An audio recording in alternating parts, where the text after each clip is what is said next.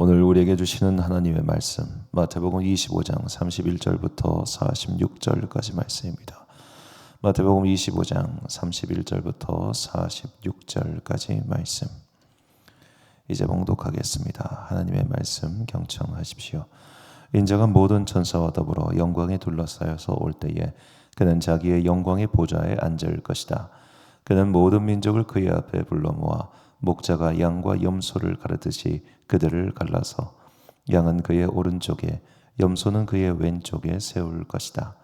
그때의 임금은 자기 오른쪽에 있는 사람들에게 말하기를 내 아버지께 복을 받은 사람들아 와서 창세 때로부터 너희를 위하여 준비한 이 나라를 차지하여라.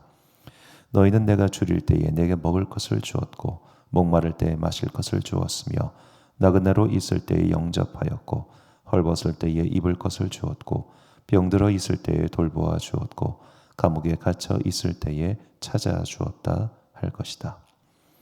그때의 의인들은 그에게 대답하기를 주님 우리가 언제 주님께서 줄이신 것을 보고 잡수실 것을 드리고 목마르신 것을 보고 마실 것을 드리고 나그네 되신 것을 보고 영접하고 헐벗으신 것을 보고 입을 것을 드리고 언제 병드시거나 감옥에 갇히신 것을 보고 찾아갔습니까? 하고 말할 것이다. 임금이 그들에게 말하기를 내가 진정으로 너희에게 말한다. 너희가 여기 내 형제자매 가운데 지극히 보잘것없는 사람 하나에게 한 것이 곧 내게 한 것이다 할 것이다. 그때의 임금은 왼쪽에 있는 사람들에게도 말할 것이다. 저주받은 자들아 내게서 떠나서 악마와 그 졸개들을 거두려고 준비한 영원한 불 속으로 들어가라.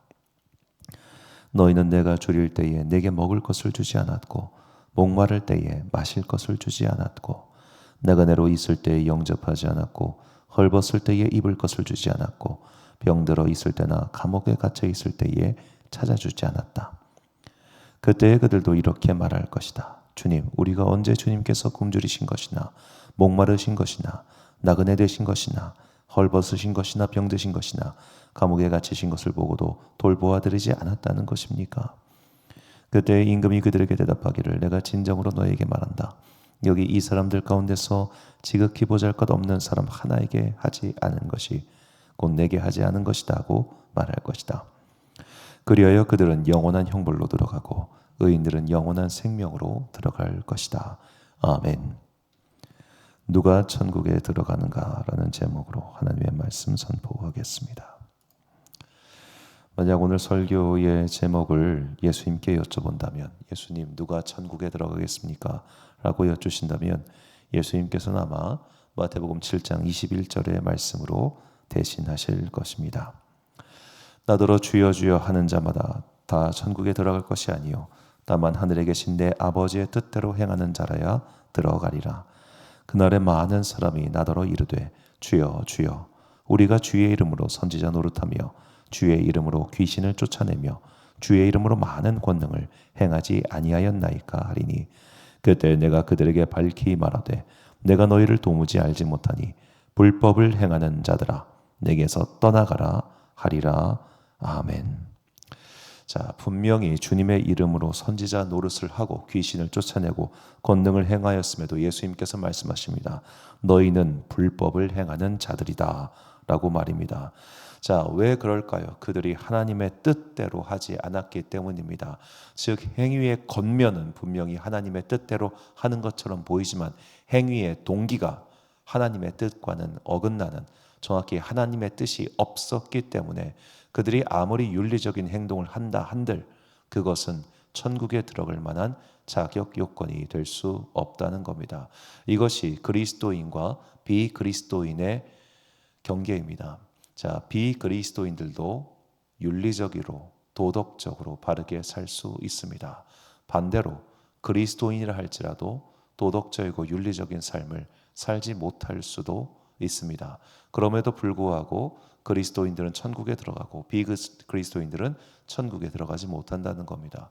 언뜻 보면 굉장히 불합리해 보입니다. 그러나 우리가 잘 살펴보면 왜 이렇게 말씀하셨는지를 이해할 수 있습니다. 자, 비그리스도인들의 윤리적인 행동에 대해서 잘 생각해 보십시오. 그리고 그리스도인들이 왜 윤리적으로 도덕적으로 살려고 하는지를 또 생각해 보십시오. 자, 그리스도인들의 윤리적인 행위, 도덕적인 행위에는 제한이 없습니다. 우리는 모든 분야, 모든 방면에서 윤리적이고 도덕적으로 살기 위해 노력합니다. 그러나 비그리스도인들은 그렇지 않습니다. 그들은 자기들이 할 수 있는 것만 윤리적입니다. 자기들이 하고 싶은 것만 도덕적입니다. 그래서 얼마 전에 다니엘 기도에서 나오셨던 목사님께서, 미국에서 오셨던 목사님이 이런 예화를 드셨는데 참 재미있었습니다. 세금과 관련해서, 텍스와 관련해서 이제 자기가 대학 시절에 얘기를 하는데, 자기를 도와준 분께 이렇게 사례비를 드리니까 그것도 텍스를 떼려고 하시는 거예요. 그래서 아니 이런 것도 세금을 내시냐라고 묻자 굉장히 약간 경멸하던 표정을 보면서 어떻게 세금도 안 낼 생각을 해요? 약간 이런 표정이었다는 겁니다. 그러면서 그분을 배웅을 가는데, 그분이 차를 주차하는 곳이 어디였냐면 장애인 주차구역이었다는 거예요. 장애인 주차구역에는 일반인 되면 안 되는데 그분은 태연하게 그곳에 대고 오셨다는 거죠. 자, 이렇듯 비그리스도인들은 어떤 것은 굉장히 도덕적입니다. 어떤 것은 굉장히 윤리적입니다. 나머지는 그러니까 이걸 잘 보면은 특정 분야에 꽂히는 분들 계세요. 예를 들어 학교 폭력이라는 주제, 학교 폭력한 것들은 그냥 막 벌을 내려야 된다, 이렇게 막 거기에 열을 내는 사람들 있잖아요. 본인이 이제 피해 경험이 있든 그렇습니다만, 또 어떤 분들은 군대 문제, 군입대 문제 이거는 아주 그냥 엄격하게 해야 된다고 또 거기에 꽂히는 분들이 있습니다. 그러니까 세상 사람들은, 비그리스도인들은 자기가 꽂히는 영역에만 엄격해요. 그러나 그리스도인들은 모든 분야에 있어서 그거를 신경을 씁니다. 왜냐? 하나님께서 이 율법 가운데 우리에게 경건하고 바르게 살 것을 요구하셨기 때문입니다. 그런데 우리는 인간이기 때문에 모든 분야에서 도덕적이고 윤리적으로 바르게 못 살아요. 못 살아요. 그렇다면 비그리스도인들은 내가 못 사는 것에 대해서 그렇게 못 살 수도 있지, 이거라면 우리는 내가 못 사는 것에 대해서도 굉장히 마음에 찔려 한다는 겁니다. 이게 다릅니다. 마음에 찔려 한다는 것, 마음에 어려움이 생긴다는 것, 마음에 찔려하고 마음에 어려움이 생기기 때문에 결국 그리스도인의 삶은 바른 삶의 방향으로 나아가게 되더라는 거죠. 오늘 예수님께서는 누가 과연 천국에 들어가는가? 라는 질문의 연장선에서 이 마지막 때의 비유에서 이렇게 말씀하십니다. 본문 40절과 45절 말씀입니다. 임금이 대답하여 이르시되 내가 진실로 너희에게 이르노니 너희가 여기 내 형제 중 지극히 작은 자 하나에게 한 것이 곧 내게 한 것이니라 하시고, 이에 임금이 대답하여 이르시되 내가 진실로 너희에게 이르노니 이 지극히 작은 자 하나에게 하지 아니한 것이 곧 내게 하지 아니한 것이니라 하시리니. 자, 예수님께서 오늘 이제 마지막 때의 비유를 하시면서 누가 과연 천국에 들어가는가? 작은 자에게 무언가를 해준 사람, 이 사람이 들어가고 하지 않은 사람, 그 사람은 못 들어간다라고 이렇게 말씀하시는 거죠. 자, 이것은 단순히 사회복지의 차원의 문제가 아닙니다. 예를 들어 가난한 자를 돕는다. 그렇죠? 가난한 자를 도와야죠. 어떻게? 구체적인 방법에 대해서 성경은 말하지 않아요. 가난한 자를 돕고자 하는 마음을 가지고 살아야 합니다.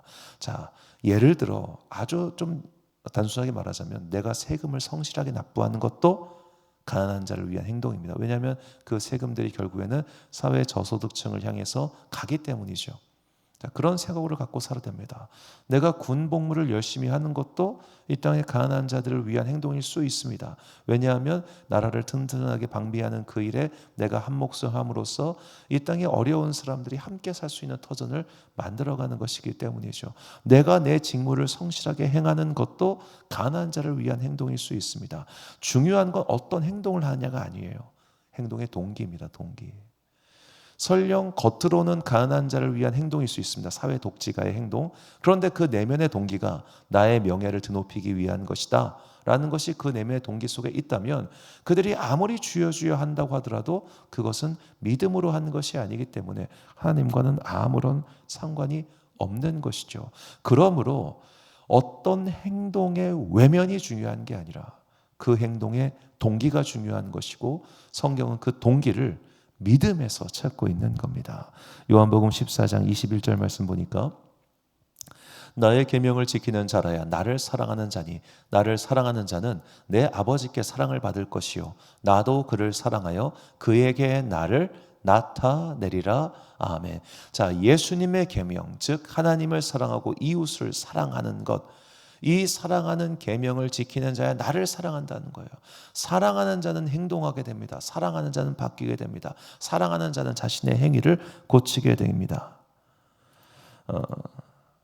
잭 니콜슨 주연의 헐리우드 영화죠. 이보다 더 좋을 수는 없다. 그 영화를 보면 이 사랑이라고 하는 것이 사람을 어떻게 변화시키는가를 너무나 잘 보여준 명작 영화입니다. 그 잭 니콜슨이 굉장히 그 이제 소설가로서 아주 예민하고 그 마음에 결벽증이 있고 뭐 그런 게 있는 사람인데, 그것 때문에 약을 먹어야 된단 말이에요. 그런데 이제 이 사람이 그 여주인공을 이제 사랑하게 되면서 자신을 고치기 위해 약을 끊습니다. 약을 끊고 행동을 변화시키기 위해 노력해요.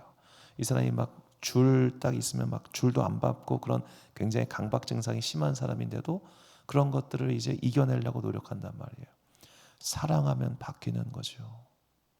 예수를 사랑하니까 내 삶이 바뀌는 거예요. 한순간에 모든 것이 다 갑자기 무슨 성인처럼 바뀔 수는 없겠습니다만 하나하나씩 점진적으로, 분명히 어떤 것은 모자랄 테고 어떤 것은 아유 야 네가 무슨 예수 믿는 사람이냐 라는 것들이 있겠지만, 그럼에도 불구하고 그렇게 미치지 못하는 것들에 대해 양심의 가책을 느끼면서도 꾸역꾸역 변하는 사람들, 그들이 그리스도인이라는 겁니다. 우리는 완벽하기 때문에 부름받은 게 아닙니다. 완벽할 수도 없고요. 그러나 우리가 종국에는 하나님의 뜻에 따라 온전해질 것이기 때문에 그 온전함을 향해 오늘도 1일신 5일신 하는 마음으로 조금씩 나아가는 사람들이죠. 사도 바울은 말합니다. 로마서 2장 13절과 10장 17절 말씀. 하나님 앞에서는 율법을 듣는 자가 의인이 아니요 오직 율법을 행하는 자라야 의롭다 하심을 얻으리니 그러므로 믿음은 들음에서 나며 들음은 그리스도의 말씀으로 말미암았느니라. 뭔가 두 개가 뭐 상충하는 것 같다, 그런 생각이 들 수도 있습니다. 자, 믿음은 들음에서 납니다. 즉 내가 들어야 내 안에 믿음이 구체화되죠. 구체화된다는 것은 들었으니 내가 무엇을 할 것인가. 그래서 그것을 듣는 사람은 행동을 하게 되어 있습니다. 행동을 한다는 것은 구체적으로 딱 변하는 것도 물론 행동의 시작입니다만 저거 해야 되는데 라고 하는 마음의 소리, 그 소리도 믿음입니다. 믿음이 없는 자는 그 소리도 나오지 않기 때문이죠. 우리의 삶 가운데 내가 구체적으로 무엇을 해야 되는지는 사실 모를 때가 많습니다. 그래서 들어야 합니다. 그래서 계속해서 양심의 찔림을 받아야 합니다. 우리가 말씀을 듣지 않으면 양심의 찔림이 없어집니다. 그래서 말씀을 듣는 시간이 굉장히 중요한 겁니다. 저 같은 목사도 매번 말씀을 전하기만 해서는 안 됩니다. 남의 것을 들어야 합니다. 저도 이제 항상 빠지지 않고 듣는 목사님의 설교가 있습니다. 다른 교회 목사님. 그래야 제가 그나마 이상해지지 않을 수 있습니다. 계속 내뱉기만 하면 이상한 인간 돼요. 그리고 우리가 이렇게 말씀을 듣고 말씀 가운데 지도를 받고 그리고 그에 미치지 못하는 자신에 대해서 약간은 자책하고 반성하면서 또한 날마다 기도를 통해서 내가 이렇게 살아야 되는데 이렇게 살지 못하고 있습니다. 주님, 나를 도와주소서. 이렇게 계속해서 나를 말씀의 울타리, 믿음의 울타리 안에 가둬놔야 내 행실이 비로소 조금이라도 더 그리스도 예수를 닮아갈 수 있는 겁니다. 이것이 우리가 천국에 들어가는 길입니다. 천국으로 가는 길이지요. 이 길을 끝까지 갔을 때 이 길의 끝에 주님께서 우리를 기다리실 것이고 우리는 마침내 천국의 복을 얻게 될 것입니다. 이 길 위에 서 있는 우리에게 주시는 하나님의 말씀, 야고보서 1장 22절과 27절 말씀 같이 봉독하겠습니다. 너희는 말씀을 행하는 자가 되고 듣기만 하여 자신을 속이는 자가 되지 말라. 하나님 아버지 앞에서 정결하고 더러움이 없는 경건은 곧 고아와 과부를 그 환난 중에 돌보고 또 자기를 지켜 세속에 물들지 아니하는 그것이니라. 아멘. 사랑하는 지혜빛 광성교회 성도 여러분, 그리고 이 새벽 함께 깨우고 계신 귀한 주님의 자녀 여러분, 우리가 완전하기 때문에 하나님께서 우리를 천국으로 인도하시는 것이 아닙니다. 우리는 불완전합니다. 그러나 우리에게는 믿음이 있습니다. 그리고 그 믿음이 있기 때문에 온전해지고자 우리는 오늘도 노력하고 있는 겁니다. 자신의 미숙한 모습 혹은 아직도 벗어나지고 못하고 있는 그 죄의 모습 때문에 스스로를 너무 비하하거나 저주하지는 마십시오. 당신은 반드시 어제보다 나은 오늘을 살 수 있기 때문입니다. 그리고 설령 내가 어떤 분야는 잘하고 있지만 어떤 분야는 못하고 있을 때 내가 잘하고 있는 분야를 너무 으스대지도 마십시오. 나머지 못하는 것들이 분명히 있지 않습니까? 우리는 그리스도 예수의 온전함을 닮아가고자 할진데 어떤 것은 잘하고 어떤 것은 못하는 게 분명히 있습니다. 그럼 그 못하는 것에 주목해서 이것도 내가 채우기 위해서 노력하는 사람들, 그것이 세상의 사람들이 하는 윤리적 행동, 도덕적 행동과는 다른 그리스도인의 온전한 모습임을 잊지 마시고 하나만 잘하는 게 아니라 전체적으로 둥그렁하게 완성형을 갖추기 위해 오늘도 내일도 이 율법을 따라서 말씀을 따라서 노력하는 그런 여러분과 제가 되시기를 주의 이름으로 축원합니다. 기도하겠습니다. 사랑과 은혜가 풍성하신 아버지 하나님, 참으로 감사합니다. 주님께서 우리에게 믿음을 주셨습니다. 그리고 주님께서 이 믿음대로 사는 모습이 무엇인지를 깨닫게 해주셨습니다. 주님의 은혜의 말씀을 깨달았으니 이제는 바른 삶을 살 수 있도록 날마다 우리의 양심 가운데 말씀하시는 성령님의 음성에 귀를 기울이게 하여 주옵소서. 세상 사람들은 어느 것 하나만 잘해도 야, 너 참 대단하다라는 칭찬을 들으나 우리는 반대로 어느 것 하나만 못해도 너는 교회 다닌다는 애가 왜 그래? 라는 소리를 듣습니다. 일견 억울한 마음도 있습니다마는 하나님께서는 우리가 그런 세상 사람들의 여러 가지 핀잔 속에서도 불평하거나 원망하거나 낙심하지 않고 하나님의 뜻을 따라 바르게 살기 위해 노력하는 우리의 중심을 보시고 기뻐하실 것을 믿습니다. 누가 천국에 들어가는지 이 믿음의 종착역을 항상 잊지 않고 오늘도 하늘나라를 향하여 주님의 뜻에 순종하며 살아가는 거룩한 주의 자녀들 되게 하여 주옵소서. 다니엘 규례를 허락하시니 감사합니다. 벌써 절반의 시간이 지났습니다.